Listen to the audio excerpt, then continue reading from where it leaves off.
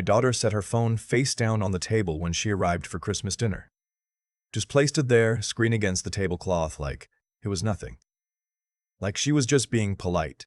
But we had an agreement about that 12 years ago when she was 16 and going to her first real parties with boys I didn't know. We made a deal. If she ever needed me to come get her, no questions asked, no lecture, no anger, she would text me the letter K. Just K. One letter. But if she was sitting right next to someone she couldn't get away from and texting wasn't safe, she would put her phone face down on whatever surface was nearest to her and leave it there. That was the signal. That meant, Dad, something is wrong and I can't tell you right now. She's 28 years old now. She hasn't used that signal in over a decade. I looked at her across the table. She smiled at me. Then she looked at the man sitting next to her and laughed at something he said. A big, easy laugh.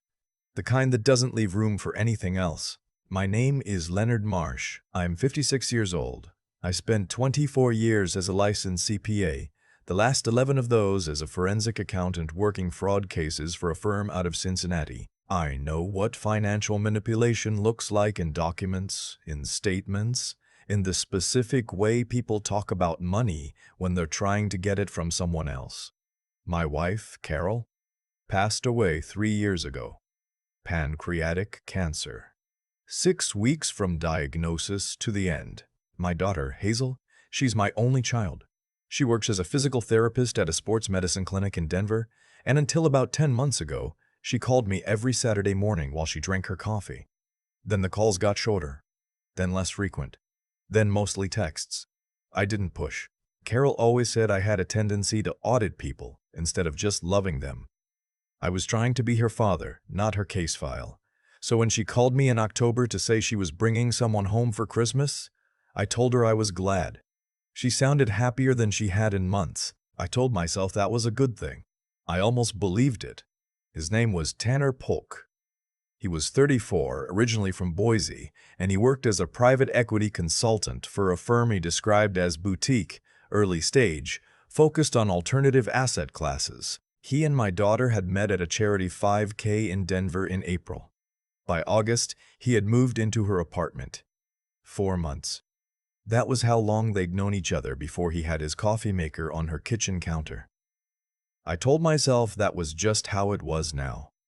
I tried to mean it. They arrived on December 23rd, pulling into my driveway in a rental car. I watched from the front window. He had a way of walking slightly ahead of her and then holding the door open just long enough that it looked like courtesy but felt like something else. She thanked him every time. I noticed that too. An old professional habit. When he shook my hand at the door, his grip was exactly right. Not too firm, not weak. Calibrated, he said. Mr. Marsh, Hazel talks about you constantly. I've been looking forward to this. He said it warmly. He said it like he meant it. I liked him immediately. That bothered me more than anything else I'd seen so far. The first evening, just the three of us, Tanner asked me detailed questions about forensic accounting. He said he found it fascinating that most people didn't understand how much behavioral analysis went into financial investigation. He was right, actually. He asked smart follow-up questions. He made my daughter look at me the way she used to when she was 12 and brought a friend home that she really wanted me to approve of. That night, I lay in bed and told myself, maybe she just found someone who's good for her. Maybe he's exactly who he appears to be. I almost slept. Christmas Eve, Carol's sister came over for lunch, along with her husband and their teenage son. My old neighbor from across the street stopped by in the afternoon with a tin of cookies he makes every year. The house felt full in a way it hadn't since Carol died. Tanner helped carry in extra chairs from the garage without being asked. He remembered my sister-in-law's name from when Hazel had mentioned it in passing. He complimented my neighbor's cookies and asked for the recipe, genuinely, or so it seemed. At some point in the early evening, while Carol's sister was watching a movie with her husband in the living room, I went to the kitchen to get a glass of water. Hazel was sitting at the kitchen table. Her phone was face down in front of her. She was looking right at me. I set my glass down. I didn't say anything. I just looked at her for a moment and then looked toward the hallway that led back to where Tanner was. She gave the smallest nod I have ever seen another human being produce. I said, loudly enough to carry, "Hazel, can you help me find the good coffee mugs? I think they got moved." She stood up and followed me to the back hallway near the laundry room. I closed the door behind us. The smile she'd been wearing all day was gone. "How long have you been trying to figure out how to tell me?" I said. She let out a breath like she'd been holding it since October. "I didn't even know if I was going to tell you. I kept thinking I was wrong. I kept thinking it was my problem, that I was the one with the issue." I leaned against the wall. "Start from the beginning. Take your time." She sat down on the step stool Carol used to use to reach the top cabinet. She was quiet for a second, organizing something in her head. "He started talking about his firm around June," she said.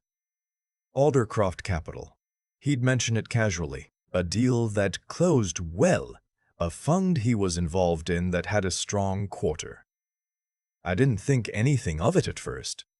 He works in finance. It made sense that he'd talk about what he was working on." I kept my face neutral. "When did it stop being casual?" I asked. "July. We went to dinner, a nicer place, and he said he wanted to talk to me about something. He said he was serious about us, that he saw a real future, and that because of that, he felt like he had a responsibility to be transparent about his work. He said Aldercroft had an opportunity coming up, a private placement fund not available to the public, only accessible through direct connections to the firm. He said he wanted me to know about it because he wanted us to be building something together." She paused. "He said he loved me," she said quietly. That was the first time. I knew the script. I had read versions of it in so many case files that I could have recited the next 3 moves in order. "What was the minimum?" I asked. "He said 30,000 to start, but he mentioned that most of the people in his network were putting in significantly more. He said one of his clients had recently moved 250,000. "Has he shown you documentation?" "He showed me a private placement memorandum. It looked right, Dad. The formatting, the risk disclosures, everything." I looked up Aldercroft Capital online. There's a real website, a LinkedIn company page, testimonials. I even found a profile of Tanner on there, a full bio. I thought I was being paranoid. "Hazel." I waited until she looked up at me. "How much of your savings have you moved?" She shook her head. "Nothing yet. He said he didn't want to pressure me. He said he wanted me to feel completely ready, completely comfortable." "But there's a deadline," I said. It wasn't a question. "January 31st, she said. "He said the placement window closes at the end of January. After that, the fund is closed to new investors for at least 2 years, maybe longer." Artificial urgency. The same mechanism I'd seen applied to retirement accounts, to home equity, to the life savings of people who thought they were finally getting a return on their years of careful, ordinary living. "Has he mentioned your 403b?" I asked. She stared at me. "I have a 403b, she said. "Not a 401k. I work for a non-profit clinic." "How did you know he—" "Because it's where the real money is for someone your age. The savings account is the appetizer. The retirement account is the meal." I crossed my arms. "What did he say?" "He said." And it wasn't specific. He didn't say the 403b specifically.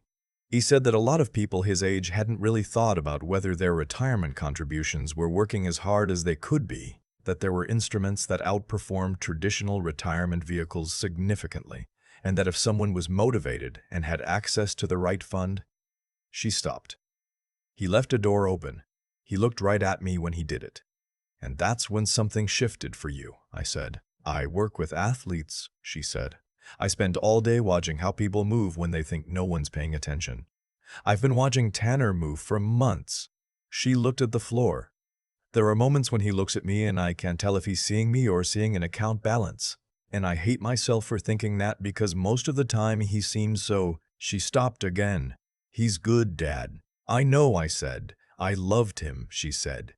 Past tense. She had already done something with that. Quietly, somewhere inside herself, before she ever put the phone down on the table. "I know," I said again.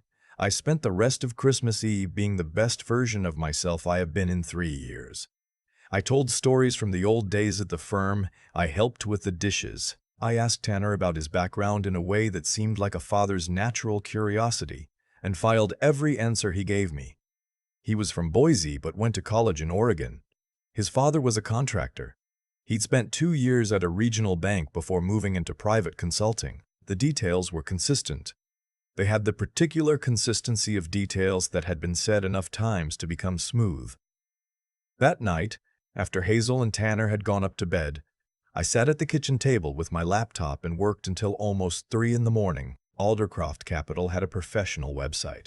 Clean design, the right buzzwords, a listed address, and Denver's Lodo neighborhood. What it did not have was a Form ADV filing with the SEC's Investment Advisor Public Disclosure Database, which any registered investment advisor managing over $100 million in assets was required to file. The assets under management listed on the website didn't come close to matching anything in the IAPD.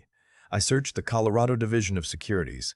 I searched FINRA Broker Check for Tanner Polk. The name appeared once, in a disclosures record attached to a different firm, a small broker-dealer in Boise that had been sanctioned in 2019 for unsuitable investment recommendations to elderly clients.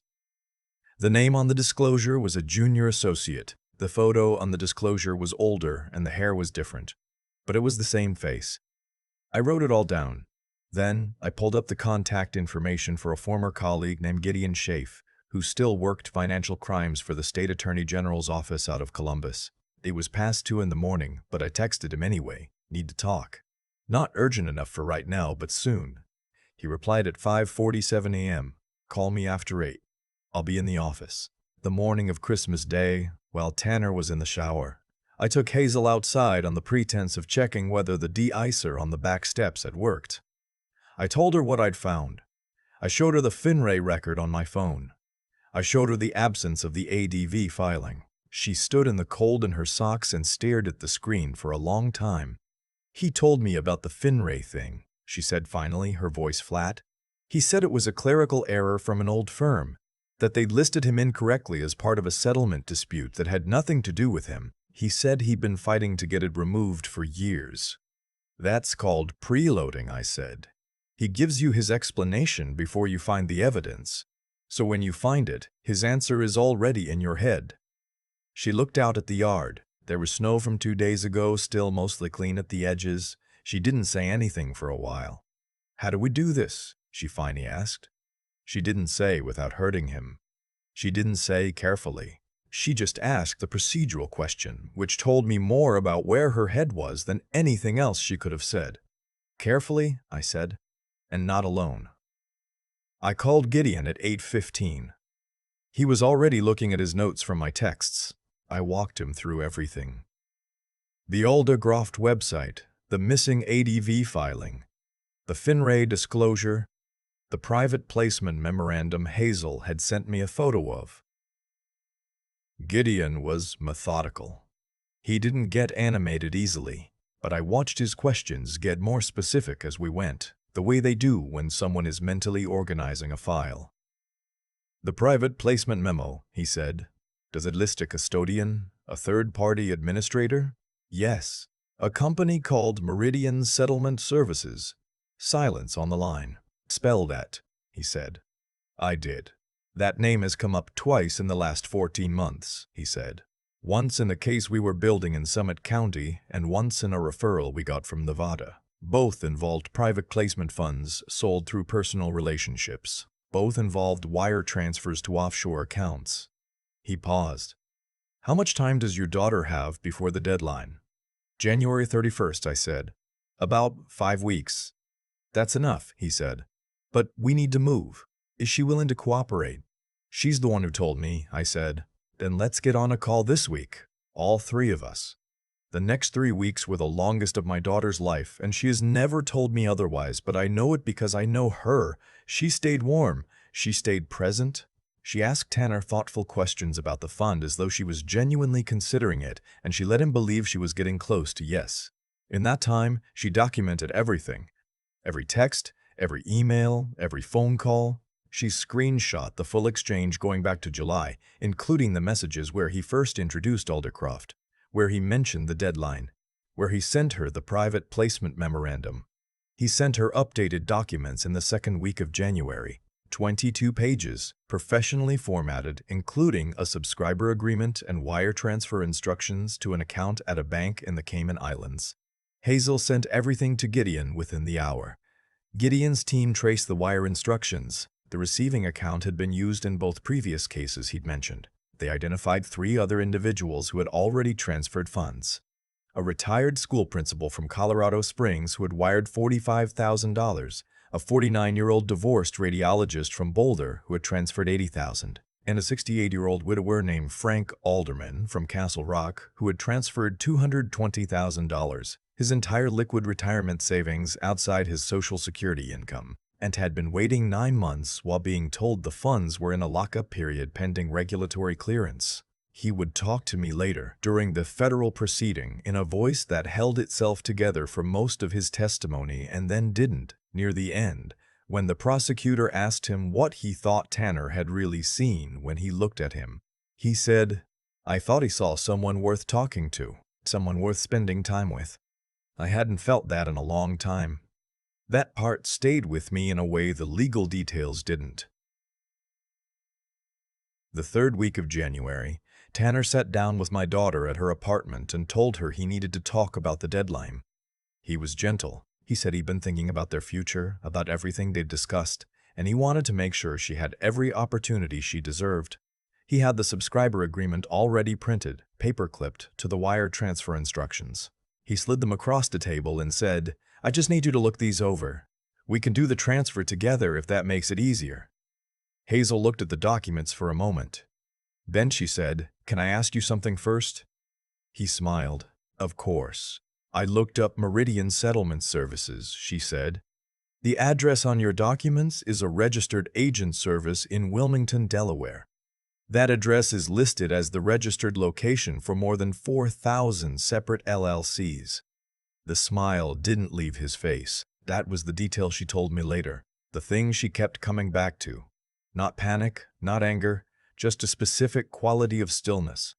He tilted his head slightly and said, "I'm not sure where you found that, but it's a common structure for financial." "My dad sends his regards," she said. "He wanted me to tell you he recognized the methodology. He said to use those exact words." She texted Gideon's contact at the Denver field office 1 second later. They were at the door inside 90 seconds. He didn't run. He didn't raise his voice. He stood up from the table, straightened his jacket, and looked at my daughter with an expression she described as tired. Not caught. Tired. Like someone who had been doing this for a very long time and had simply come to the end of a particular runway. "You're smarter than you let on," he said. "I learned to pay attention," she said. The investigation that followed took 5 months. The full picture was worse than Gideon had initially outlined. Tanner Polk, whose actual name was discovered to be Travis Allen Bevins, had been running variations of the same scheme across at least 7 states over 11 years. He targeted professional women between 30 and 50, usually recently out of long-term relationships, usually with moderate retirement savings and a working knowledge of finance that made the scheme feel credible without making it feel transparent. He invested 4 to 8 months building what investigators called a genuine feeling attachment before introducing the investment vehicle. The fund names changed. The custodian names changed. The personal history he presented changed depending on the target. What didn't change was the structure, urgency, exclusivity, the language of a shared future. Most of his victims never reported it. Frank Alderman recovered about $80,000 through asset forfeiture. The rest was gone. He testified at the federal hearing in a suit that looked like it had been bought for the occasion, and his voice broke once, near the end, when he said he hadn't told anyone for 4 months after realizing what had happened because he was afraid people would think he was stupid. He was an aerospace engineer for 31 years. He wasn't stupid. That was never what it was about. My daughter called me on a Sunday in late May. The first call in a while that felt like itself again. No weight underneath it, no careful distance. "How are you doing?" I asked. "Better," she said, and she sounded it. Actually better. Not just saying it. We talked for almost an hour. Her work, a patient she was proud of, whether I was going to finally deal with the gutters on the east side of the house, a documentary we'd both watched separately and had different takes on. Near the end of the call, she said, "Dad, the phone thing. Putting it face down. I know. I wasn't even sure you'd still remember. It had been so long." "I remembered," I said. She was quiet for a second. I sat there for 2 days after I decided to use it, trying to figure out how to say it to you out loud. I couldn't do it. Every time I tried to think of the words, I couldn't get them out of my head in the right order. He was right there, and even when he wasn't right there, I kept second-guessing myself. "You didn't have to find the words," I said. "That was the whole point." "Yeah." A pause. "She would have liked him, though. At first, Mom would have liked him, though. At first, Mom would have liked him." I didn't answer right away. She was right. Carol had had an instinct for warmth, for people who knew how to make a room feel better. It was the thing I'd loved most about her. It would have taken her a little longer to see past it. "Yeah," I said, "she would have." That's the part that's hardest to explain to people who haven't seen it up close, either as a victim or an investigator or just someone who loves a person who was targeted. It was not a failure of intelligence. It was not carelessness or naivety or any of the words people use that shift the weight onto the person who was deceived. The people who do this for a living are genuinely skilled at identifying the specific shape of someone's loneliness, the particular angle of what they're missing, and they fill it precisely. They study you. They learn your language. They find the version of themselves that fits the gap you didn't know you'd been carrying. The warning signs are real. I'll give them to you because they're worth knowing. Watch for investment opportunities introduced through personal relationships. Watch for artificial deadlines and exclusivity language. Watch for documentation that looks right but doesn't verify against public databases. FINRA broker check is free. The SEC's IAPD is free. Any registered advisor managing significant assets has a filing you can search. If someone tells you those registrations don't apply to them or that there's been a clerical error, call your state's securities regulator before you move a dollar. And watch for the preloading, the preemptive explanation given before you found anything to question. That's the move that buys the most time, because it puts their words inside your head, right next to the evidence. And then the evidence has to fight to be heard. But more than any of that, keep the lines open with the people you love. Not so they'll catch what you miss, not so someone will be watching, but so that when the moment comes, the moment where something is wrong and you can feel it but you can't say it out loud in the room where you're standing, you'll already know that someone is waiting to hear it. My daughter didn't call me and explain the situation. She couldn't. He was right there. But she found a way to tell me anyway, with nothing but a phone placed face down on a table and 12 years of trust between us. That's what saved her. Not the FINRA database, not Gideon's task force, not my 24 years reading financial documents. A phone placed face down on a Christmas tablecloth and a daughter who still believed, even after everything, that her father would understand.